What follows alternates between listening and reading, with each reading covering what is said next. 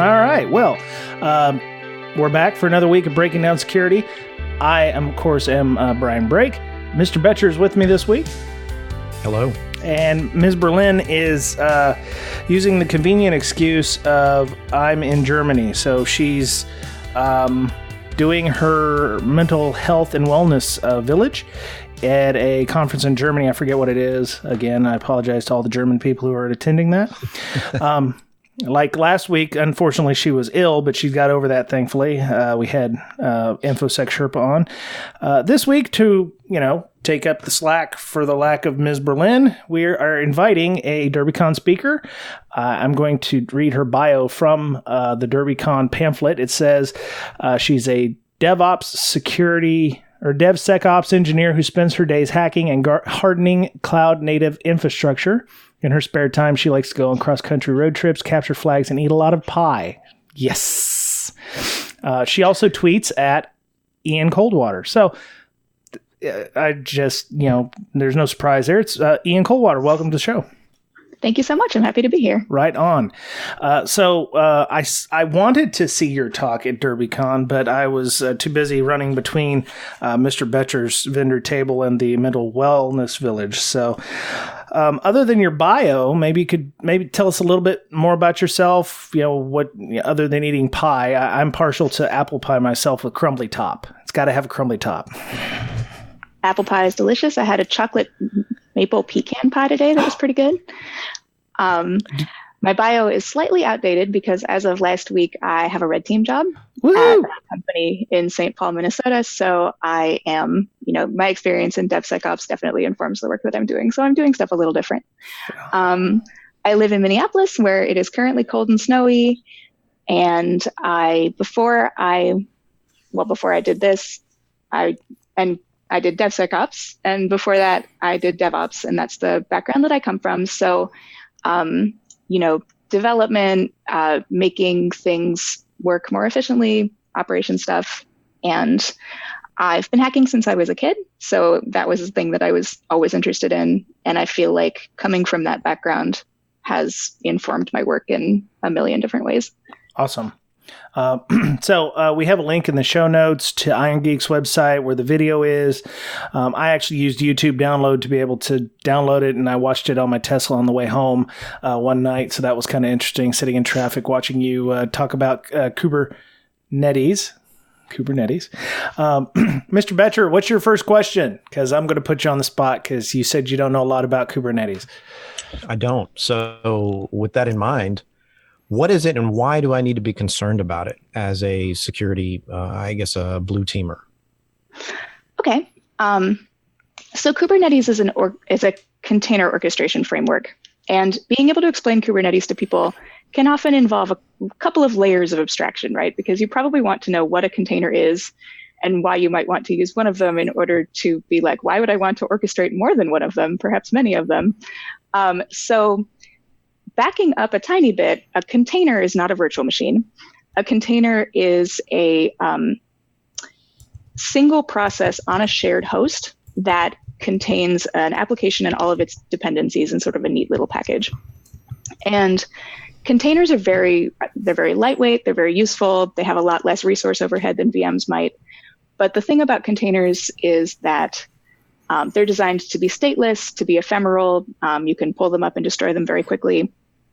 And they have some sort of limitations of what they can do together. They're difficult to scale. They're difficult to deploy in an automated way. And Kubernetes allows people to do that in a very convenient, automated way. You can auto-scale them. You can deploy a whole lot of them very easily and make them work well with each other and communicate well. So for people who are working on applications that might have microservice architectures or other things that involve a lot of containers and moving pieces and moving parts, Kubernetes is an incredibly useful thing. The thing about Kubernetes is, besides that though, is that, well, not besides that, in addition to that, is that it involves a lot of complexity. There are a lot of moving parts. And although it is designed to, move the parts around together, as a security person, it's important to be aware of it because more and more companies and individuals are using it. It's kind of the new hotness. It's being used a lot. Its rate of adoption has been incredible. Its rate of change has been incredible. It has a very active and passionate community of contributors. It is the second largest project on GitHub, second only to the Linux kernel, which is not technically on GitHub. Wow. So it's big, and it's big, it's growing, and it's complex with a lot of moving parts and a really rapid rate of change. So as a security person, it's important to be aware of it because you're going to run into it. And it's important to be aware of that complexity, those rate of changes and everything else, because it isn't very well understood yet. And so people are using it, but they're not necessarily setting it up or securing it well. And the attack surface is a large, complex, multifaceted attack surface, which can really vary a lot, both in terms of how to attack it and how to defend it. So I have a question. So Kubernetes, there's, Kubernetes, drink. So we've, about 6 months ago, we had Jay Beal on talking about container security. Not in the same way. He was talking more about LXC and things like that. Does Kubernetes have a kernel? Is it like a fully fledged operating system inside? Does it have a network stack? I mean, what kind of components, how does it get pared down, and how is it different than just, spinning up a bunch of VMs?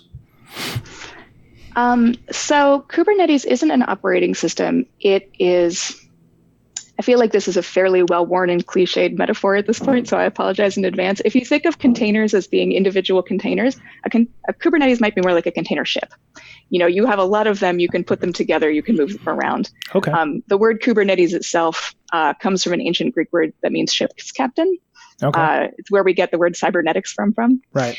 And the idea is that, it allows you to be able to sort of herd all of those cats in the direction that you want in a kind of neat way. Containers themselves share a kernel with their host, which can lead to increased kernel attack surfaces if you have an insecure kernel.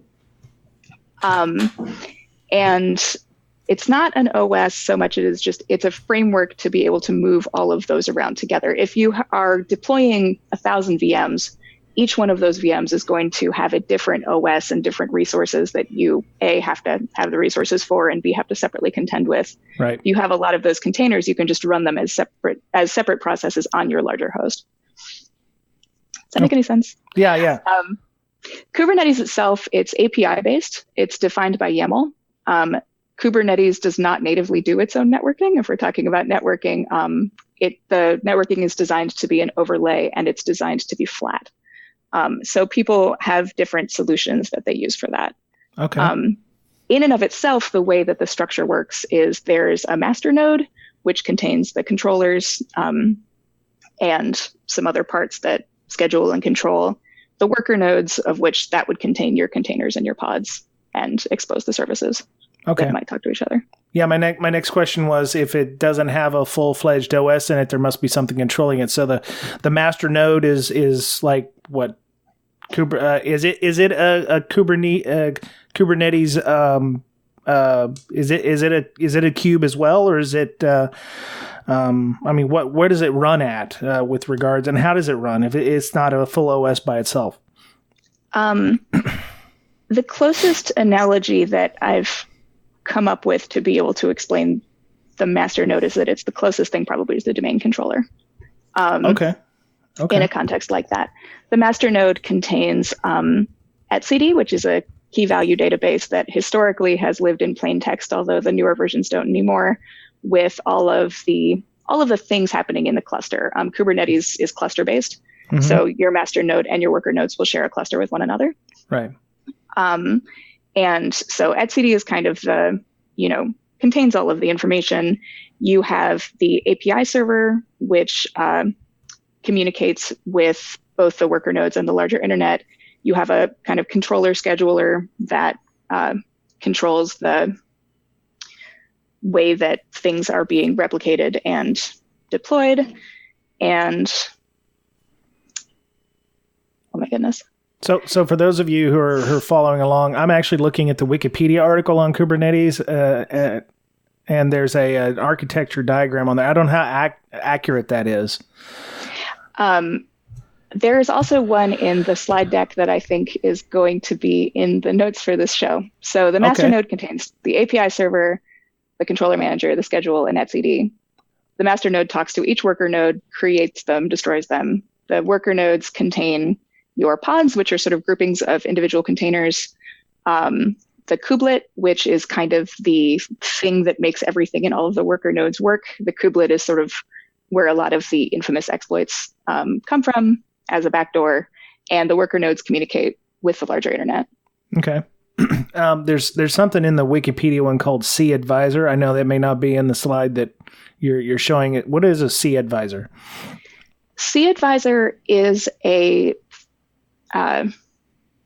there's probably a better word than thing, but it is a thing that contains metrics about what's happening in the cluster. And so that will give you information about what it's running, what's running on the cluster at any given time, like what's happening in terms of networking and traffic.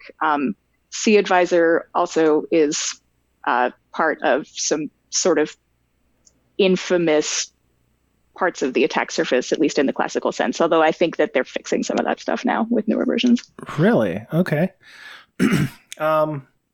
So I'm a user and I want to learn more about this, and I'm not using it in my environment. What kind of things can I do or use and set these? Can I set this up at home in a home lab and play with it, or is it something that I got to buy specialized hardware for? You absolutely can set it up in a home lab. I will say that where Kubernetes really shines is at scale, and at the bigger the better, enterprise scale, like making it large.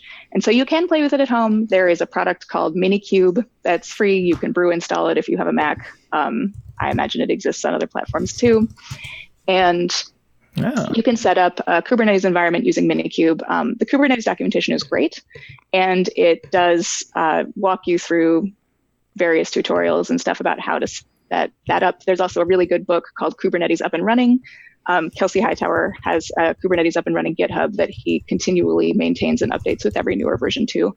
So that can be a good resource to look at. There's also for if you're really wanting to nerd out on it, another resource called Kubernetes the Hard Way that explains exactly what's happening under the hood and how to set that up from scratch. Right. So it's go ahead. What was your first project in Kubernetes, or what would be a good first project to sort of set up a home lab? I mean, what's it good for? Like a website or what? So there are some, with the caveat that Kubernetes is the new hotness and that lots of people want to set things up on Kubernetes because they can. Fair enough. Totally fine thing to experiment with.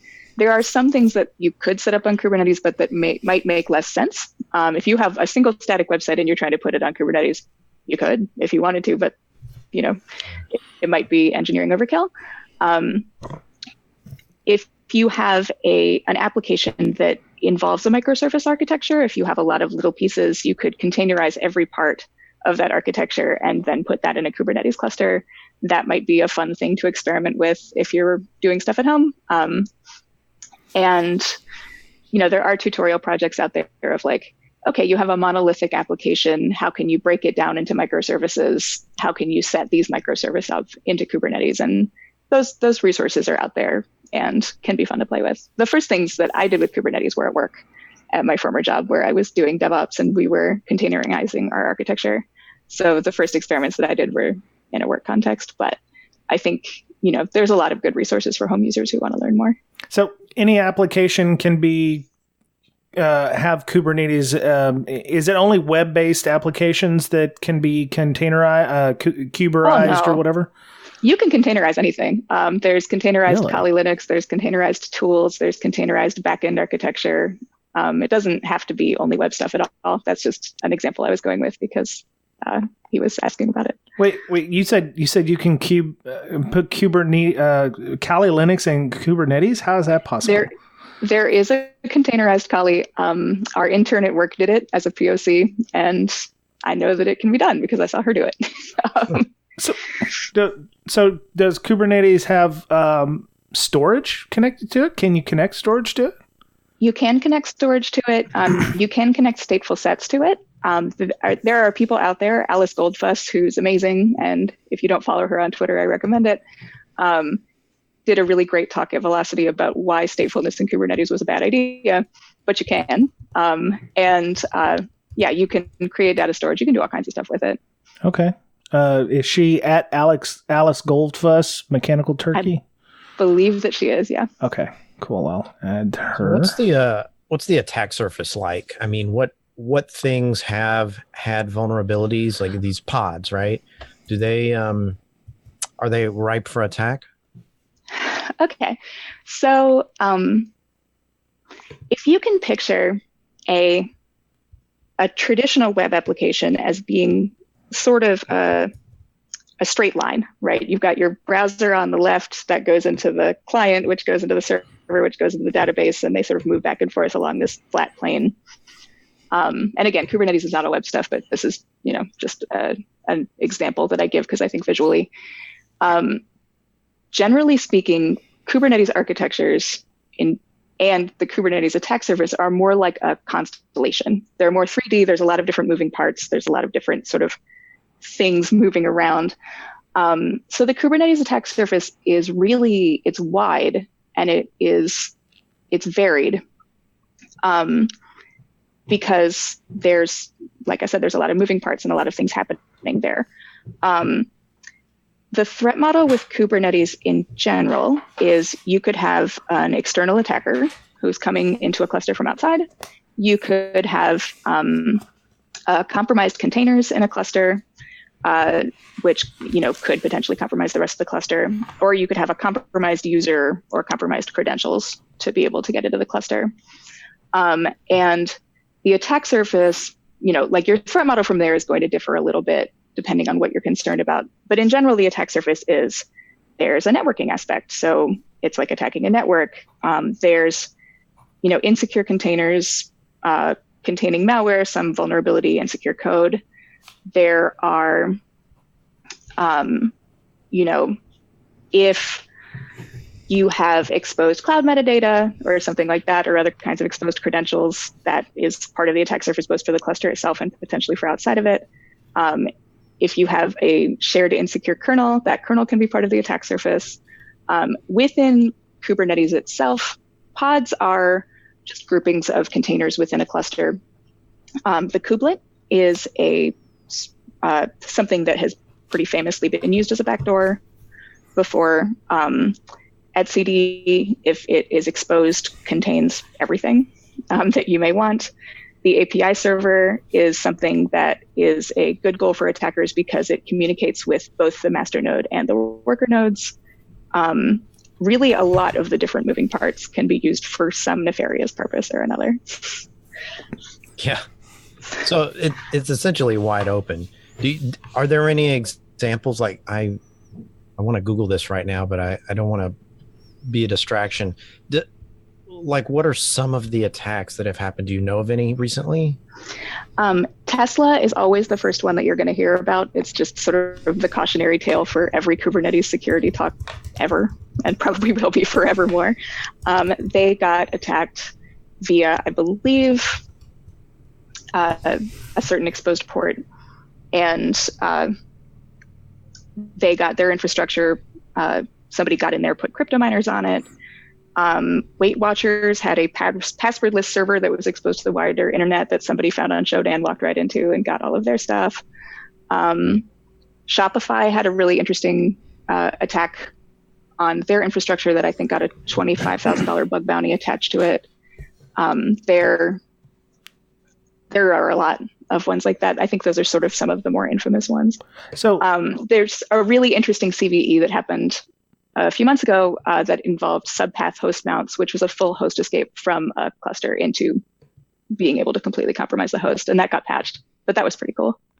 So what's the cubes and the pods? Do they share resources? Are we talking like when you stand up Minikube, it must share a kernel or something at some point, right? Or resources. So what allows somebody to escape a Kubernetes environment if it's supposed to be self-contained? Well, okay. So I think by a cube, you mean like a container? Yes. Yes. Okay. So a container is, like I said, one like an application and all of its resources, all of its dependencies, just sort of neatly packaged together into one lightweight, easily deployable unit.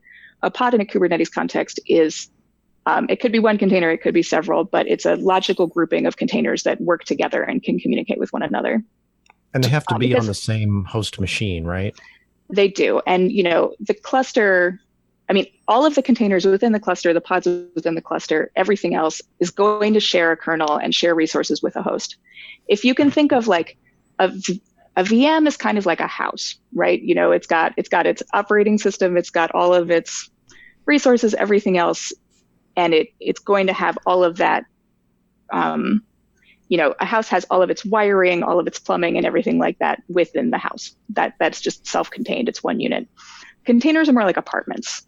Like each one of them is going to be an individual unit, but they're going to share water and electricity and everything like that amongst the building. Okay. Yeah, you'll have to excuse, because I never actually have used these, and it was one of those things where it was like, oh, I want to be able to set this up in my lab and do it, but I don't have a project that, it's like, well, I could set up I believe people have containerized things like WordPress and those, but I really don't have any interest in trying to secure WordPress and Kubernetes at the same time. So, fair enough. That's sort of the thing about this, is that there's a lot of layers, there's a lot of abstractions, and there's different situations in which it may or may not make more or less sense to use this stuff. But I think it's important for everybody to know about it, because it's becoming more common, and because it's so ill understood, people aren't securing it well. And it makes for a really interesting series of attack surfaces. So it's a thing that could be interesting to attackers who are interested in messing with this thing that is increasingly common and ill understood. And it's a thing that is important to know about for defenders, because nobody understands it well, and people are, configuring it badly and securing it badly. Right.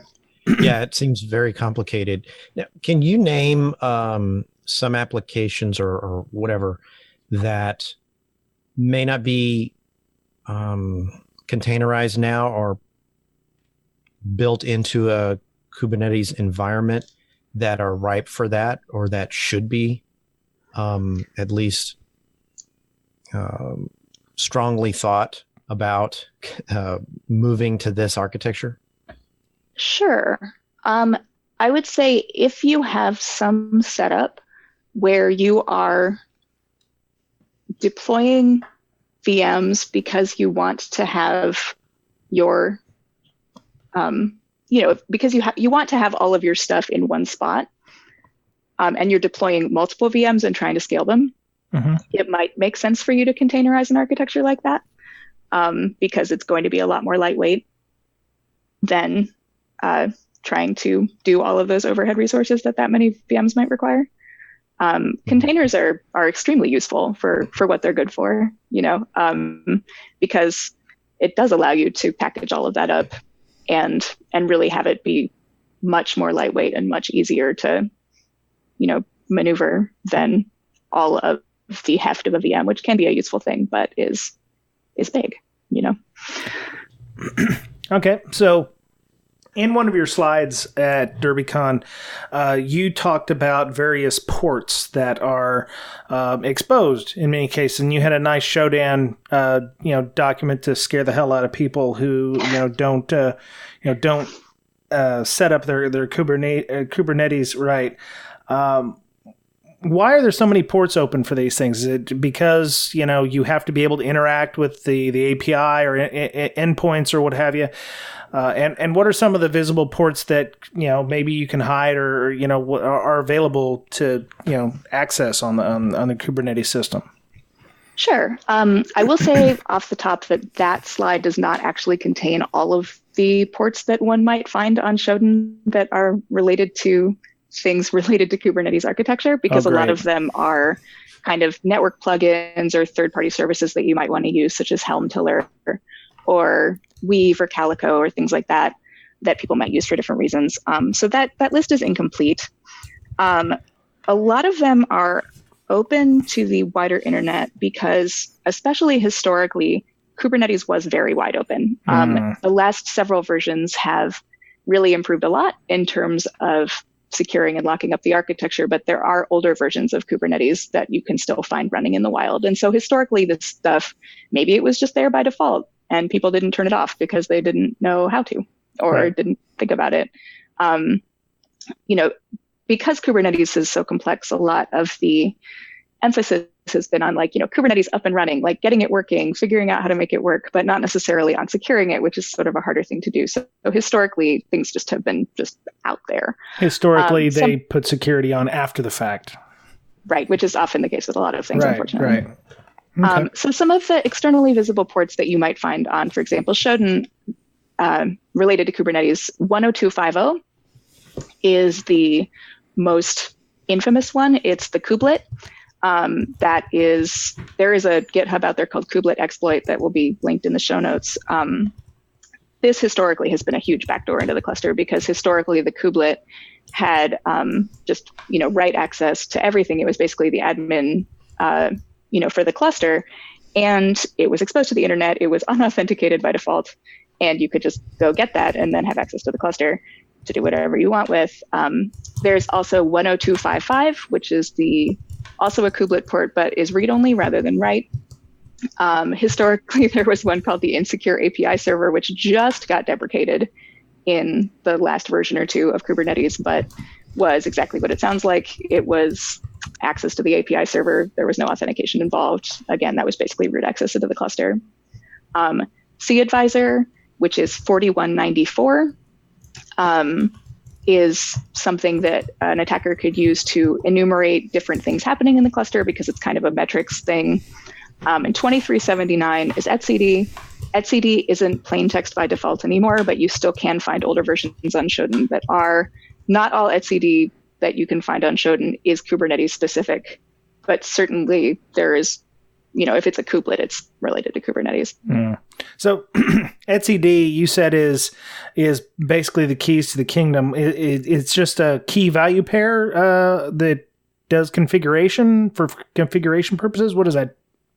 It's sort of the thing that is recording, all of the configs, all of the stuff that's contained within the cluster. So if you have cloud metadata, if you have something like a database, if you have, anything that's stored in there is going to be stored in etcd because etcd is the storage space, I guess. Right. So, and it's just letting, it's just what's happening in there. So it's kind of the brains of the operation. Okay. So that would be the equivalent of like a CMDB or asset management. It will tell you everything that's running in the environment? Well, it just contains everything that's running in the environment. There are other ways to find that out too, in sort of a CLI context, or there are different commands that you could run. Okay. But yeah, it contains all of the information about what's in there, the assets. Wow, why are these all on the internet? It's like Telnet all over again. I've had this conversation a lot, and to be honest, I think that when I talk to older school sysadmins or people who have been around a long time, and they're like, we as LampStack developers in 2003 knew that you should not be exposing this stuff to the wider internet. Right. What the hell? Have we just forgotten everything? And I have no way to prove this, but I kind of think that there's a sort of, I wouldn't say animosity, but I think that there are some old school sysadmins who have feelings about DevOps and the ways that it's affected their line of work. And I think that their DevOps tends to be, maybe a little more populated by the numbers by people who are maybe a little bit newer and a little bit more excitable. And the graybeards, I don't think, are passing on their accumulated knowledge, because I think that they have feelings about DevOps, and DevOps don't know to ask for that accumulated knowledge because they maybe just don't know that it's there. And so I think that there's some wheel reinventing and rediscovering old mistakes and passing on institutional knowledge, and people being able to communicate more with one another, I think, would be a really important thing to happen. So that makes sense. DevOps gave back some of the power to the developers versus IT operations, which were the gatekeepers to begin with, right?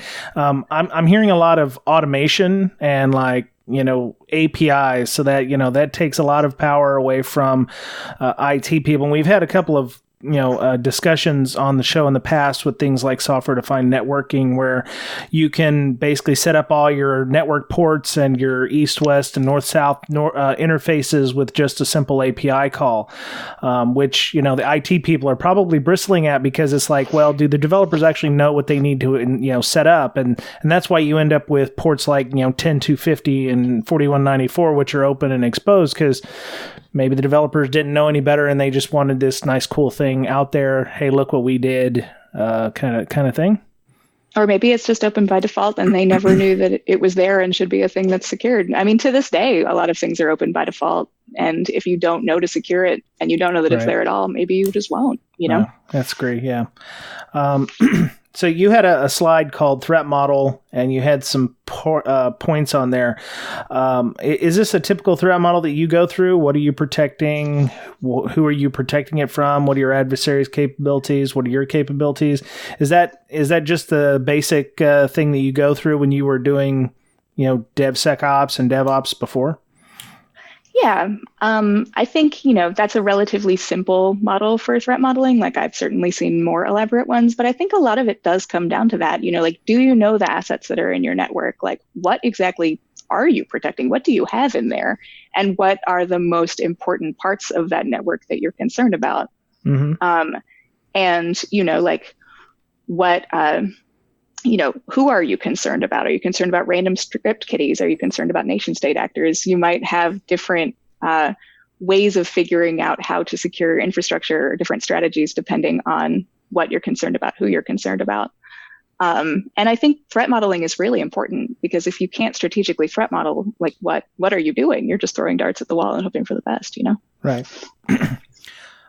So when you're doing your threat modeling, and you're using Kubernetes,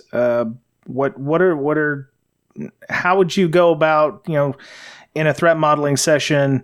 Okay, we have Kubernetes. We're going to put a WordPress blog inside of a kubelet or in a bunch of pods, and it's going to serve all these web pages about our company, marketing wise and stuff.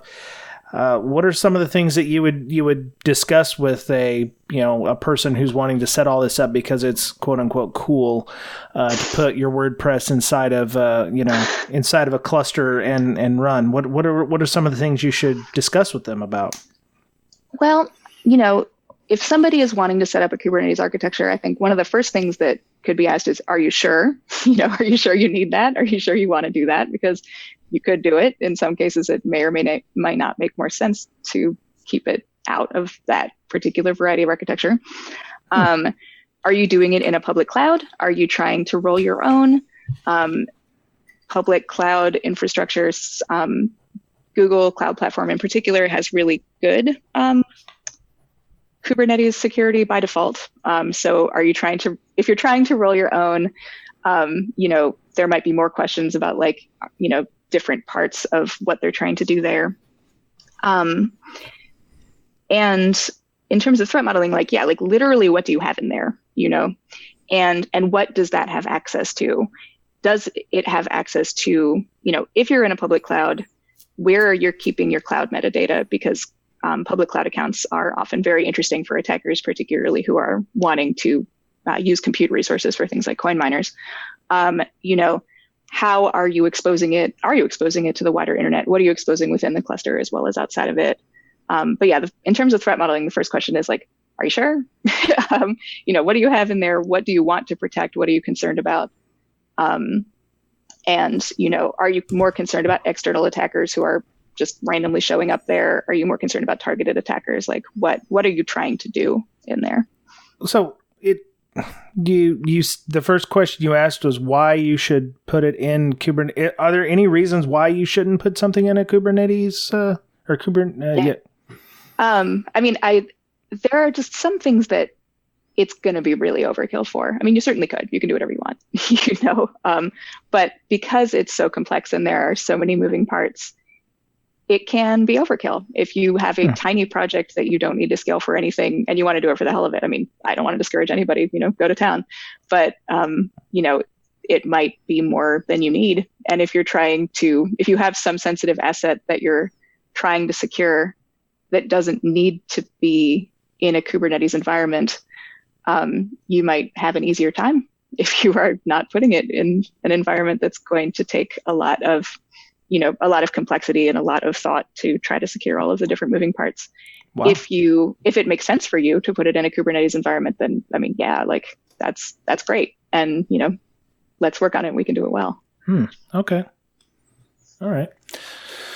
Let me see. So I'm sure it logs things like API access, things like that. But what are some of the other things that you could log in a Kubernetes environment and give you alerts on that might lead you to some sort of an attack? Can you clarify the question? Right. So obviously you can log who logs into the system, makes changes, what changes they make, and what kind of access they have at the time they log in. And those are based on whatever accounts there are. I'm sure there's that. But that's just standard login, make some changes to the system and log out.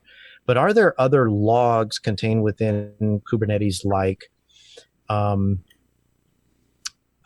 don't know, I've got a lot of network traffic in this area or whatever.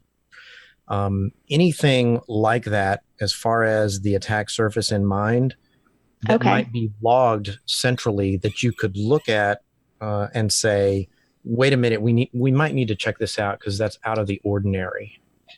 Okay.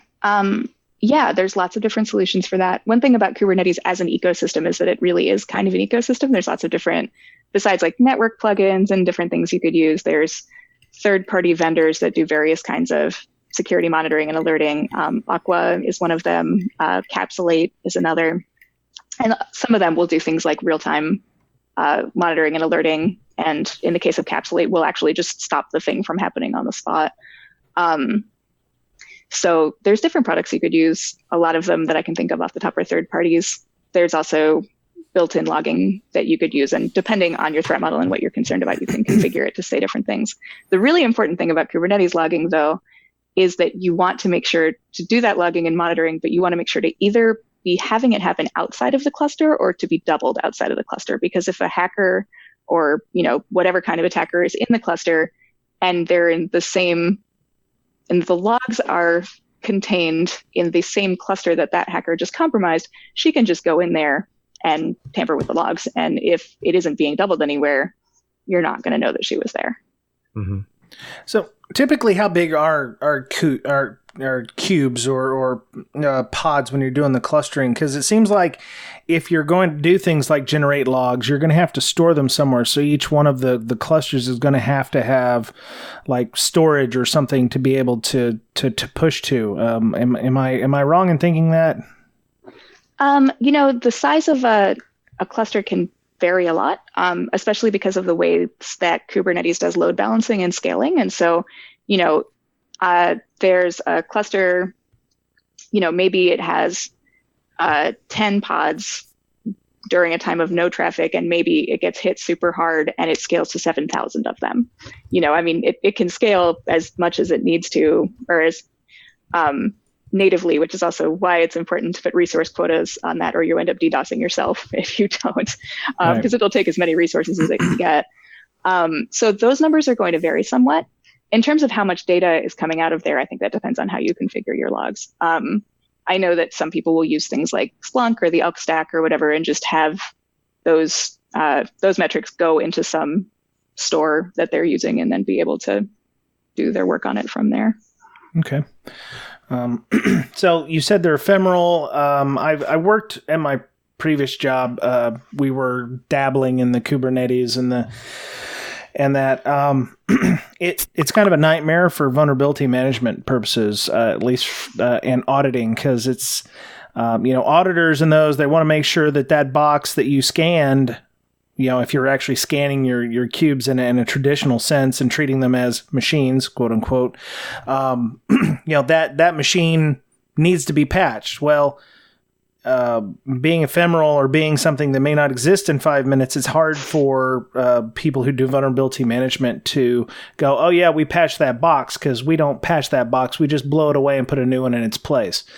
Can you speak a little bit about how organizations should be treating containers and the Kubernetes kubelets and all those? That is a fantastic question. Yeah, no, the struggle is absolutely real. I think a lot of kind of more traditional ideas of,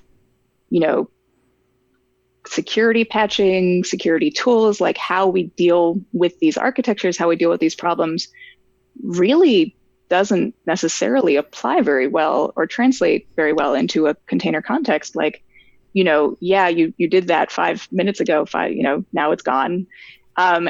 Containers can have something like persistence because a container is not actually a thing. A container is an image that gets deployed from a registry. Mm-hmm. So if you think about it like source code on GitHub, you pull it down, you can push it back up. And so if you patch that thing, push it back up to the registry, then the next time that is deployed, it will get deployed with that patch. The flip side of that is that a lot of installs have that write access turned on by default for everybody. And so your attacker who was hanging out in there messing with the logs or whatever, if write access is turned on, she can put a reverse shell on that container, deploy it back up to the registry, and then it's just going to be zombie shell, right? It's just going to keep coming back up every time you destroy it and put it back. Right. So I would say, that is one way to deal with patching, is be able to deal with replacing it in the registry, but also then be careful about how you're dealing with the registry. But in general, I'm going to say that I think we need to start coming up with different ways of thinking about these kinds of architectures and about how security tools and security mindsets can apply to these architectures, because it is not ideal in terms of being able to secure things for people to be applying these old paradigms to them and have them not work out well. We want them to work out well. We want to make them secure, right? And so being able to figure out new paradigms and new ways of thinking might be able to help us do that better in the future. Yeah. One of the things I noticed was that even things like agent-based scanning, which we went to because nobody wanted to open up port 22 on every instance out there. Fair enough. Putting an agent even on a cube, takes cycles that, the cube would normally be using for processing, which is, depending on which one of the major three AV scanners or vulnerability scanners out there have.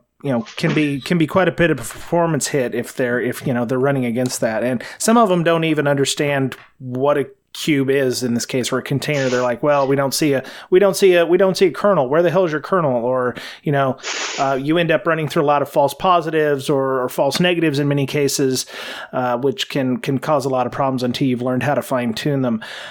So if I've got a whole bunch of Kubernetes installation, if I've got several thousand kubelets out there and several thousand pods and all that, how do I is it possible to scan that, or should you only be scanning a particular item in the environment to get the most bang for the buck? Could you be looking at etcd to see what's going to be sent out in your various kubelets, or is there a particular thing that you could scan or audit to make sure that you're always going to be getting the latest patches? Okay, so is it possible? Yes. Should you be doing it? Absolutely. Can you do all of that with a single product? No. Maybe. It depends what you're trying to do. Really? Well, because there's different parts, right? So are you scanning your network? Are you trying to figure out what kind of traffic is happening over there? Are you scanning the individual containers to do static or dynamic code analysis to make sure that they're patched properly? Are you scanning the dependencies within those containers? There are third-party vendors that do Kubernetes security and different kinds of scanning and monitoring that are great. I shouted out Aqua, Capsulate before. I'm going to shout them out again. Right. I don't work for either of them because I think that products like that can, do a pretty good job of being able to take those various desires and put them in one spot that an administrator of those clusters could be able to deal with in a less overwhelming way. If you're rolling your own on absolutely everything and not using a public cloud, which again, GCP has some pretty good things built into GKE for being able to monitor that stuff. But if you're really just doing it yourself, you might want a product for dealing with the networking. You might want a product for static code analysis. There's one called Claire by CoreOS that's pretty good for that. You might just want different parts to relate to all those bits. And it can be done, but it might be a little complicated. Is that so? Those things, unlike CoreOS, let's say, I take this Aqua to my CISO and I say, hey, we need this, and what do you know any kind of pricing model or information about how expensive or non-expensive those are? Those are going to depend pretty seriously, I think, in a lot of cases, on the size of your cluster. And, okay. They might have a different pricing model for, if you have a cluster that consists of one pod with one container in it versus if you have some gigantic enterprise scale cluster that's running, GitHub has a Kubernetes backend architecture, like those can get very, very, very big. And those I suspect, I don't work for either of them and don't actually know their pricing off the top, but I suspect that they probably vary based on what they're dealing with. I'm expecting to get emails asking somebody from their company to come on the show eventually because they're going to listen to this and find out. So I can holler at them if you like. Great people. No, I'm good. No. All right. We're okay. I already get enough of those emails. So it sounds like you would scan, say, the master. I don't know, like say you have 1,000 instances of one container. You would scan that master container before you deploy it, you say, into the registry, and that gets further copied downstream. And then potentially you'd have an agent on each one to make sure nothing is nefarious is inserted into each container, right? Does that sound like that sounds about right? Yeah. You want to scan the images themselves, make sure that nothing crazy is happening there. You want to, keep an agent on it, keep something running to keep an eye on what is happening on it in real time. And then, maybe alert you or log and monitor, hopefully not within the cluster itself. And that was the end of part 1 with Ian Coldwater. Part 2 of our discussion with her will be back in a couple of weeks. You can find Ian Coldwater on Twitter at Ian Coldwater, IANCOLDWATER. You can also find the Brakesec podcast at InfoSister. Amanda Berlin, her Twitter is at InfoSister, INFOSYSTIR. Mr. Betcher, of course, is at BetcherPwned, BOETTCHERPWNED. The podcast's official Twitter is at Brakesec, BRAKESEC. And you can follow me at Brian Brake, BRYANBRAKE. If you found value in part 1 and subsequently part 2, which will be up in a couple of weeks, feel free to leave us something in our tip jar on our Patreon.